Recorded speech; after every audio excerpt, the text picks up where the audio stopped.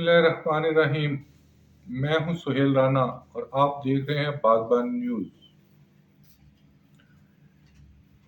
کشیدہ صورتحال بدستور جاری ہے. یہ وہی وقت ہے 1971 کا جب شیخ مجیب الرحمان کو بھی اپنی موت کا ڈر تھا اور وہ بھارت کی گود میں چلا گیا، اور شاید اب اختر مینگل کو بھی وہی ڈر ہے. اب بھی ایک ایسا شخص موجود ہے جو اختر مینگل کو اگلے 1 گھنٹے میں بڑے پیار سے وہاں سے اٹھا سکتا ہے، لیکن شاید ہماری ترجیحات ہی کچھ اور ہیں. ایک طرف تو ہم بھیک مانگ رہے ہیں کہ یہاں پہ انویسٹمنٹ ہو، اور دوسری طرف شاہی خاندان بیلاروس گیا ہے. یہ اب میں بالکل کچھ نہیں کہنا چاہتا، خود ہی آپ اخذ کریں. یہ آپ کے سامنے ایک ویڈیو ہے اور پورا خاندان وہاں پر گیا ہے سرکاری اخراجات پر. یہ صرف آپ دیکھ لیں.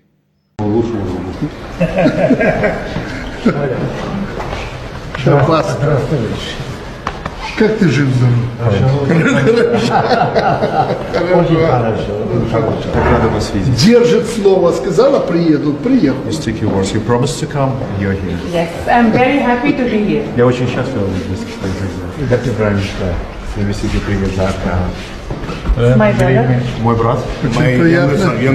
Pleasure and honor to meet you. Большая честь встретиться с And вами. this is my daughter. Президент. My Это daughter. моя дочь. Похоже. My daughter. She looks very like. Добрый вечер. Какие люди, какие люди. Я рад. Молодец. Я очень рад видеть вас. Это мои дети. How are you? I'm fine, thank you. Good to see you and good to meet you. This is the first country that we are visiting together. Это первая страна, которую мы вдвоем посещаем. اور اسی طرح دوسرا کہ پاکستان $100 ارب کے قرضے میں. $100 ارب کچھ بھی نہیں ہے. F6 اور F7 کے سرکاری گھر بیچ دیا جائے نا تو $50 ارب آ جاتا ہے. یہ تو $100 ارب کون سی بڑی بات ہے.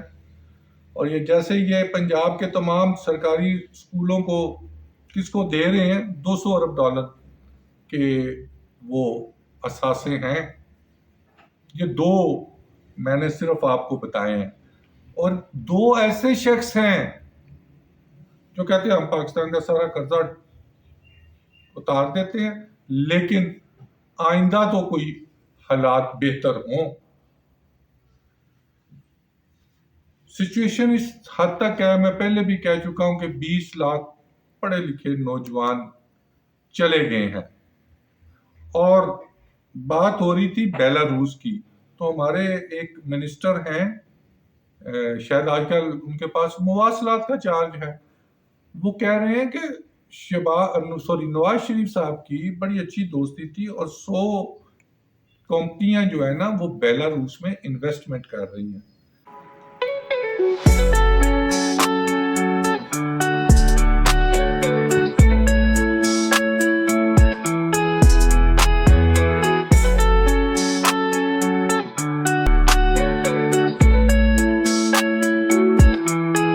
تو یہ شاید ہماری بات، ان کی بات پاکستان کے فیور میں ہے یا خلاف ہے. اور تیسرا جو پوائنٹ جو ہے میں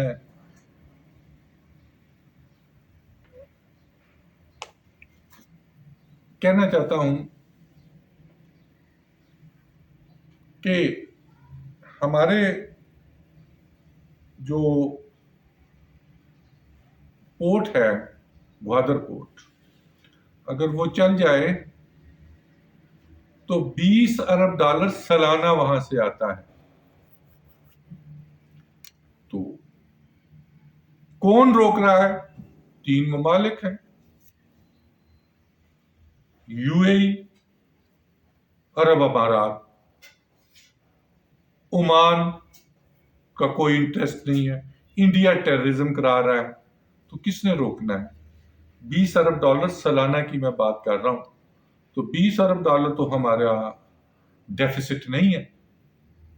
اور چوتھا یہ میں ایک اور آپ کو آواز سنانا چاہتا ہوں، بجلی جو بھی آپ آن کرتے ہیں ٹیلی فون کی بیل جاتی ہے تو 7 روپے 47 پیسے، اس کی جو جون اصل 2024 میں وجوہات وہ اس ہیں وقت وہ یہ ہیں 45 اس کے روپے ان 5 کمپنیز کے پیسے خلاف فی جو یونٹ۔ یہ بجلی پیدا کرنے والی ہیں، ان کے خلاف ایک آڈٹ ہو رہا تھا، اور وہ جو کمپنیاں ہیں بجلی کار کمپنیاں، وہ جا کے کسی ایک ایسے شخص کو ملی ہیں کہ جی ساڈے معاملات حل کراؤ، اسی 10 روپے بجلی ہور سستی کر دیں۔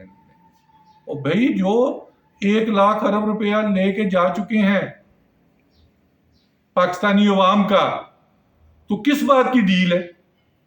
کون سے 10 روپے کم کر رہے ہیں؟ یہ صرف جب یہ ٹیلی فون بجتا ہے نا تو یہ پرائم منسٹر صاحب کچھ کہہ رہے ہیں، یہ سب جھوٹ ہے۔ میں نے پہلے بھی کہا تھا کہ جو ہمارے وزیر بجلی ہیں، بجلی میں کہوں گا، ان کے دادا کا بھی ایک کردار ہے قائد اعظم صاحب کے ساتھ، پھر ان کے والد صاحب کا بھی ایک کردار ہے بے نظیر بھٹو صاحبہ کے ساتھ، اور اب ان کا بھی کوئی کردار ہے شاید شریف خاندان کے۔ انہی الفاظ کے ساتھ کہ 2 اشخاص اب بھی موجود ہیں جو اختر مینگل کو اگلے 10 منٹ سے اٹھا سکتے ہیں وہاں سے ایجیٹیشن سے، اور دوسرے 2 ایسے اشخاص ہیں جو پورا قرضہ اتار سکتے ہیں۔ تو اگر وہ مجھے معلوم ہے تو اداروں کو نہیں معلوم ہوگا یہ کون سے 2 شخص ہیں۔ شیخ مجیب الرحمان بھی مارا گیا تھا بنگالیوں کے ہاتھوں، اور اختر مینگل صاحب کے ساتھ بھی کیا ہوگا یہ اللہ بہتر جانتا ہے۔